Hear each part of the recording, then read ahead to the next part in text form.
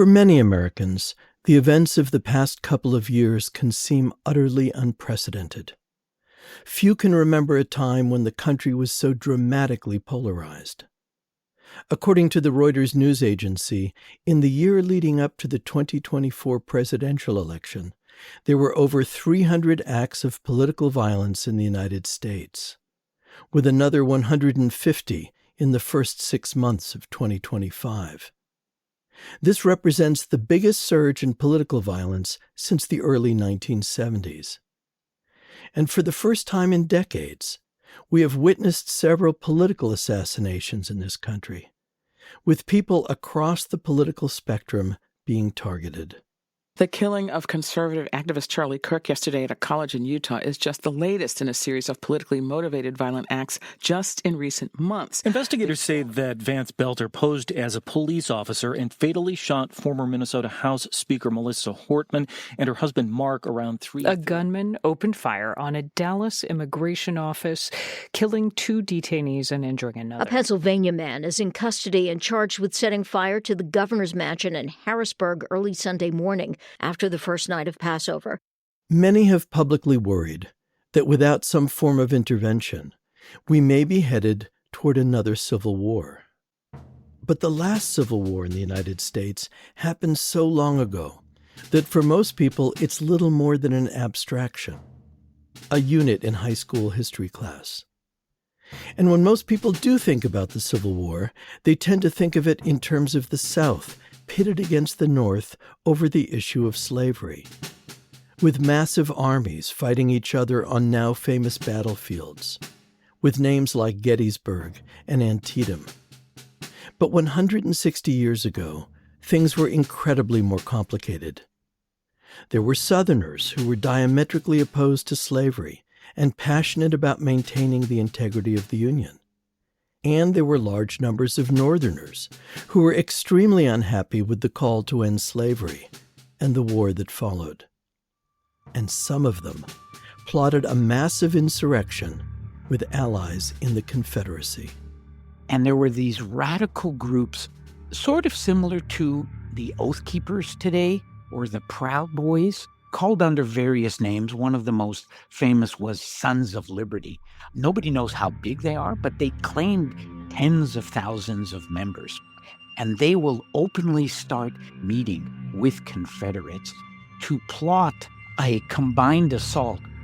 The Confederates in question were soldiers who had escaped from Union prisons and were now living in Canada. Once there, they found like-minded Northerners who had been exiled from the United States for their political beliefs and were more than willing to help thwart Lincoln and the Union Army. You know, the institutions of American democracy are not as solid as we all hope they would be. And there are some fragile points that a well-committed and organized group of anti-governmental treasonous actors can really target and bring down a government in peacetime, but especially in war. In the midst of the Civil War, we had a deeply unpopular president in Abraham Lincoln who had suspended civil liberties and invoked martial law, using as his rationale the threat posed by his political opponents on the national security of the country. Because so much time has passed, it is easy to dismiss the relevance of those times to that of our own. But if you squint just a little bit, you can see the overall shape of many of the same issues we are arguing about today. How powerful should a president be? When should they be able to invoke martial law and imprison Americans without due process? In what way should Congress and the courts intervene when they think a president is behaving badly, against the best interests of the country? What should states do if they disagree profoundly with the policies of the federal government? And what should citizens do if they believe that the country is in danger and that they are not being sufficiently protected by the checks and balances enshrined in the U.S. Constitution? These are precisely the issues that were on the table in the 1860s, and again part of our reality in the here and now. You can't hide the past. The past is with us. And if we don't recognize the truth of the past, then we're not going to understand the truth of today. And if Americans can't grapple with frankly, the ugly truth of the Civil War, that Lincoln was an embattled, beleaguered president, that for most of his term, he was hugely unpopular. There were riots against him. There were conspiracies. We have to face the darkness in the mirror and not be afraid to learn the lessons from the past. What we will be doing over the next 6 episodes of this series is a deep dive into a moment in American history that is little known and little understood, but which has much to teach us about the challenges that bedevil our country right now. A lot of the people who got swept up in this conspiracy would have told you that what they were doing was the most patriotic act.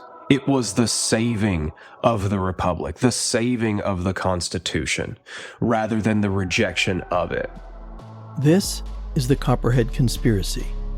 I'm Dan Gettleman.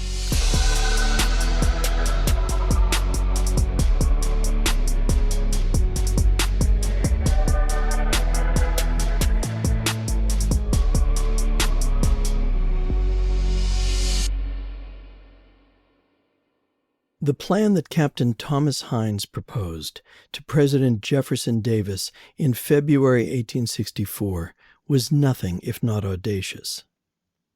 Hines was a well-bred Kentuckian, handsome and smart, with a neatly trimmed mustache and piercing eyes.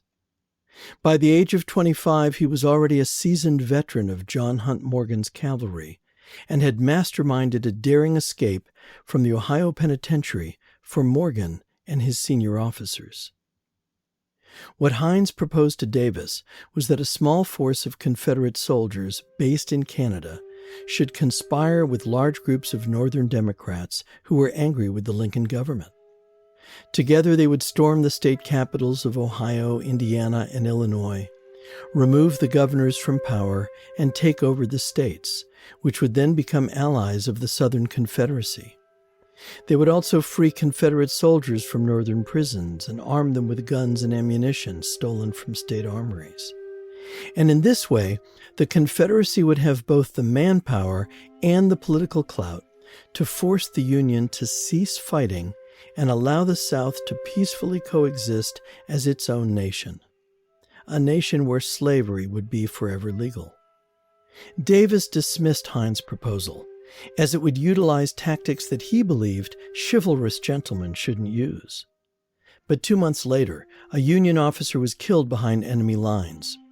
In his pocket were found military papers that appeared to indicate a plan to kill the Confederate leadership and burn down their capital in Richmond, Virginia. The evidence of this Union plot immediately changed Davis's attitude toward clandestine warfare, leading him to greenlight the plan that Thomas Hines had proposed earlier. Before leaving Richmond, Hines was given written orders from the Confederate Secretary of War outlining his key mission: to connect with Northerners who were furious with President Lincoln.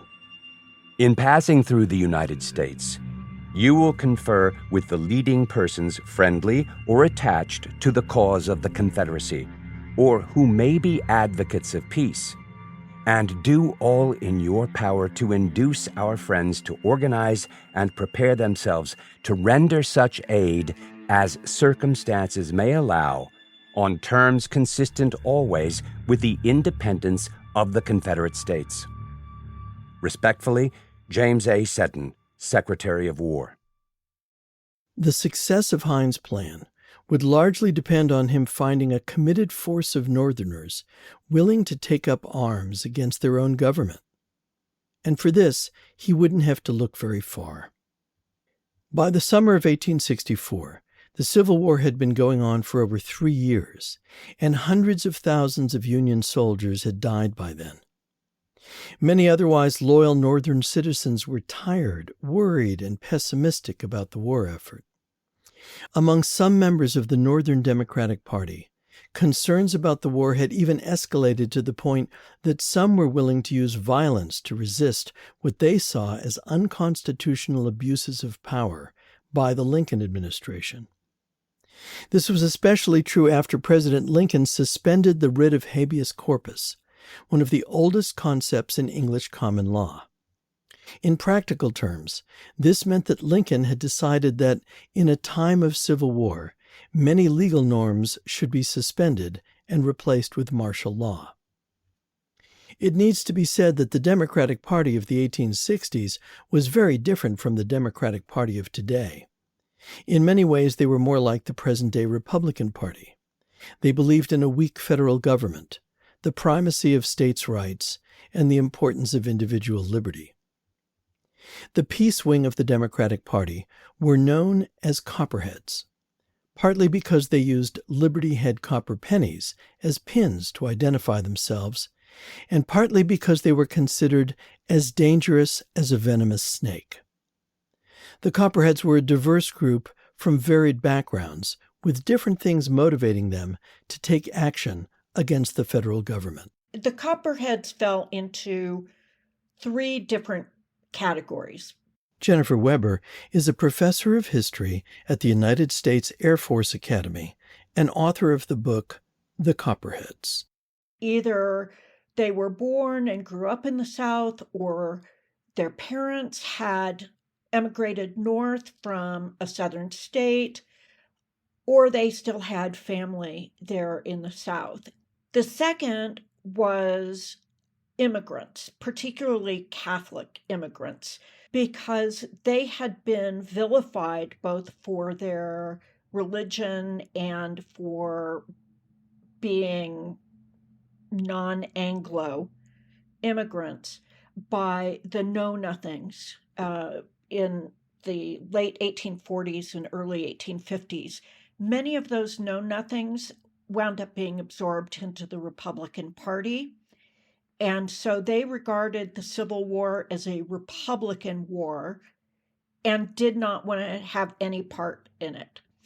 The third group is people who were just quite conservative Democrats, people who read the Constitution and understood the Constitution as an inelastic document. And they felt that much of what Lincoln did over the course of the war was unconstitutional.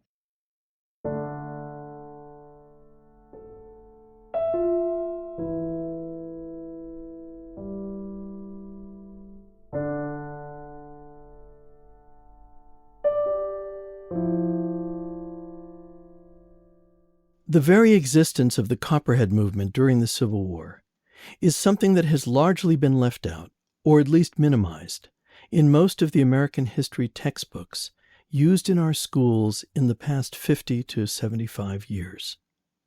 And few of us, I suspect, learned anything about the depth of anti-Lincoln sentiment among many Northerners, and how violently that dissent was sometimes expressed. Again, Jennifer Weber. Abraham Lincoln is this hallowed figure now in American history. He routinely tops the list of America's greatest presidents. But in his own time, he wasn't regarded that way at all. Americans in the North were deeply divided about him. And there were Americans who absolutely loathed him. And it wasn't just a handful. There were people who started the war being more or less favorable to Lincoln, and it really helped Lincoln that the Confederates had fired first and initiated the war. But he took a number of steps that people found objectionable. And as time went on, as these decisions piled up, more and more people turned against him. Among the objectionable actions that President Lincoln took during the war that enraged many Northerners were the Emancipation Proclamation, the establishment of a military draft, and allowing black men to join the Union Army. By 1864, even some of the war's strongest supporters ended up turning against it, and against the leader who was guiding it. One example is Brick Pomeroy, a Wisconsin newspaper publisher and a pro-war Democrat who ended up as one of the nation's most outspoken Copperheads. To the point that by 1864, the summer of 1864 especially, he won't call Lincoln by his name anymore. He only refers to the president as the widow maker or the orphan maker, and he is openly advocating in the pages of his newspaper for Lincoln's assassination. From the La Crosse Weekly Democrat, August 24th, 1864. He who wars against the Constitution of our country is a traitor, and Lincoln is one of these men. And if he is elected to misgovern for another 4 years, we trust some bold hand will pierce his heart with a dagger point for the public good.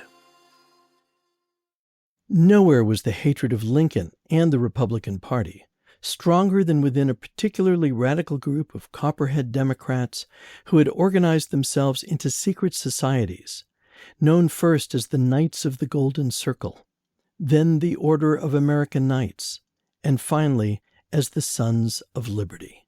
The United States at this time is awash in fraternal organizations. Patrick Lewis is the president of the Filson Historical Society in Louisville, Kentucky.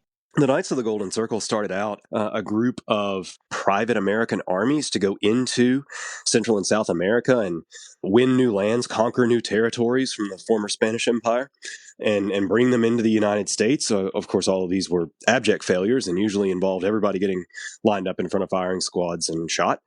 But a lot of these folks who had managed to make it safely back into the United States sort of formed the Knights of the Golden Circle to further the goals of secession, particularly in places like the Upper South, like Kentucky, but also reaching across the Ohio River into the southern parts of now the Midwest, with the goal of trying to promote this idea of a Midwestern Confederacy. And you see the ways that they sort of incorporate Christian theology, American history, and the defense of liberty, and make them think that what they're doing is not just sort of an anti-patriotic sabotage of an active war effort while their cousins and their brothers and their neighbors are all out literally in the ranks putting their lives on the line, but it's in fact the highest form of patriotism. Their tagline is, "Resistance to tyrants is obedience to God." One of the things driving these secret societies was a desire to establish something that was then called the Northwest Confederacy. Because the present-day Midwest was at that time the northwestern boundary of the United States. It was a part of the country that, in many ways, had more in common with the South than the states of the Northeast. So I think that the idea of the Northwest Confederacy kind of goes back to an earlier period of American history before the Market Revolution. Robert Churchill is a professor of history at the University of Hartford and author of To Shake Their Guns in the Tyrant's Face. If you go back to the early years of sort of settlements in the Midwest, what you find is the way to get your crops to market is to build a raft and float down the Ohio and then float down the Mississippi River. In other words, basically all of the Midwest's economic ties are with the South. And so there is this idea among some folks in the Midwest that the South is the natural ally, that the Midwest has more in common with the South than it does with the industrialized Puritan Northeast. And hence that the Midwest really doesn't belong in the Union, that the Midwest's true affiliation is with the South. The problem is the vast majority of folks in the Midwest don't agree with that. But there is a small faction of folks in the sort of Copperhead faction of the Democratic Party who cling to that idea, that the thing that they have to do is to organize this sort of mass anger and resistance at the draft and anger at emancipation. And if they can harness that, then they can stage an uprising and they can break the Midwestern states away from the Union and probably in the process stop the war dead in its tracks. For the Confederates, this movement toward a Northwest Confederacy was deeply attractive. as they were actively seeking ways to pressure the United States beyond the battlefield. And so a conspiracy emerged between the Confederate government and the leadership of these Copperhead secret societies in the North. By the second half of 1864, there will be three currents that begin to merge, which will eventually lead to the conspiracy.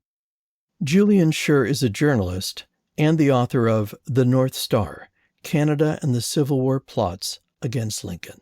First of all, you have growing numbers of Confederates who are prisoners in northern prisons quite close to the Canadian border, something like 215,000 prisoners. And the Confederate agents in Canada were eager to storm these prisons and free these prisoners.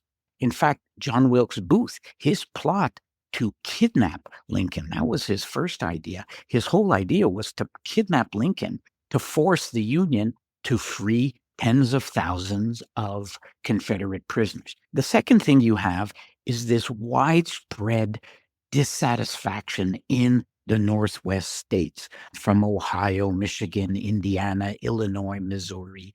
There was a sense among the Confederates that there was a willingness among the people to overthrow these governments. The third factor you had is the Democratic Party was holding its convention to name its leader who would take on Abraham Lincoln. And one of the plots was to have basically a takeover of the Democratic Party by the most Copperhead sympathizers that they could find. And the man who crystallized all these three currents, the prisoners held in northern jails by the Union, the dissatisfaction in the Northwest, and the political takeover of the Democratic Party, was a man named Clement Vallandigham. Vallandigham was a Democratic congressman from Dayton, Ohio. He was one of the strongest critics of Abraham Lincoln in the North, giving stem-winding speeches on the floor of Congress that condemned the president for his various wartime policies. I have denounced from the beginning the usurpations and the infractions, one and all, of law and constitution by the president and those under him. Their repeated and persistent arbitrary arrests, the suspension of habeas corpus, the violation of freedom of the mails, of the private house, of the press and of speech, and all the other multiplied wrongs and outrages upon public liberty and private right, which have made this country one of the worst despotisms on earth for the past 20 months. And I will continue to rebuke and denounce them to the end. Vallandigham was a three-term Ohio representative and was one of the most forceful leaders of the Copperheads. He denounced Lincoln, this is his words, for having plunged the country into a cruel and bloody and unnecessary war. And he railed against what he called the enslavement of the white race by debt and taxes and arbitrary power. And finally, he said, if standing against Lincoln means ending this war, he said, I am all over and altogether a pro-slavery man. Well, Lincoln was getting more than a little upset at this very powerful orator and leader. Lincoln considered Vallandigham a danger to the nation, and he would eventually be expelled from the United States for his treasonous rhetoric. But that anti-Lincoln rhetoric was music to the ears of the Confederate leadership in Richmond. And by the late spring of 1864, Vallandigham, living in exile in Canada, was regularly meeting with both Confederate Captain Thomas Hines and Jacob Thompson, one of three commissioners sent to Canada by President Jefferson Davis. Hines and Thompson were actively looking for Copperheads they could collaborate with on Hines' proposal to topple the Midwestern state governments. By this time, Vallandigham had become Grand Commander of the Sons of Liberty, and he promised Hines and Thompson that he could muster thousands of the Secret Order's members to take direct action against their shared foes. Hines reported on his conversations with Vallandigham and Thompson in a June 1864 report sent to the Confederate Secretary of War. The Confederates in Canada are to gather with 2 regiments in the process of formation at Chicago, which will be placed under my command to move upon that place for the release of prisoners confined to Camp Douglas. Simultaneous with this movement, the Democrats in every county of Illinois and portions of Indiana and Ohio will rally to arms. A force of 3,000 Democrats under a competent leader will march upon Rock Island for the release of the 7,000 prisoners held there. 5,000 will move upon Indianapolis, where there are 6,000 prisoners. The remainder will concentrate upon Chicago and Springfield. The state governments of Indiana, Ohio, and Illinois will be seized and their executive heads disposed of. By this means, we hope to have, in the days after the movement has begun, a force of 50,000 men. How did things get to this point, where Northern citizens were angry enough at the federal government during a time of war to conspire with agents of an enemy government to take up arms against it? For some Americans, they felt that it was rigged. They felt that it wasn't legitimate, and they didn't really accept Lincoln as their president. That's next time on the Copperhead Conspiracy.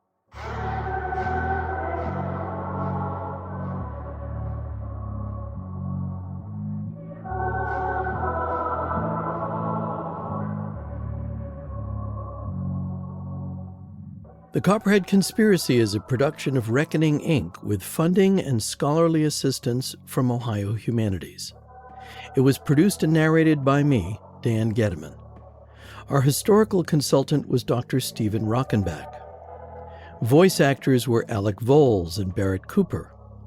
Our theme music was composed by Ja'Cory Arthur, with other music licensed from Blue Dot Sessions. Special thanks to Nina Ellis, Louisville Public Media, and to Loretta Williams for editorial guidance. Major support for this series was provided by Archon Construction.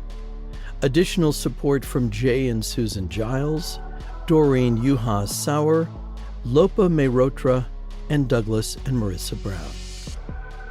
Many thanks to Jennifer Weber, Patrick Lewis, Robert Churchill, and Julian Schur, whose interviews were heard in this episode. Please note that the views expressed by Jennifer Weber do not necessarily reflect the official policy or position of the United States Air Force Academy, the U.S. Air Force, the Department of Defense, or the U.S. government.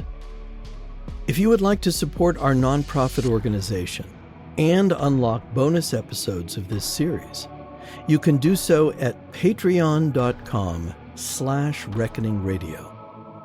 Our first bonus episode explains all the key events in American history that led to the Civil War. You can access that and more at patreon.com/reckoningradio. For transcripts, a bibliography, and other content related to this series, please visit our website at copperheadconspiracy.org. Thanks so much for listening. Please join us next time for another episode of the Copperhead Conspiracy.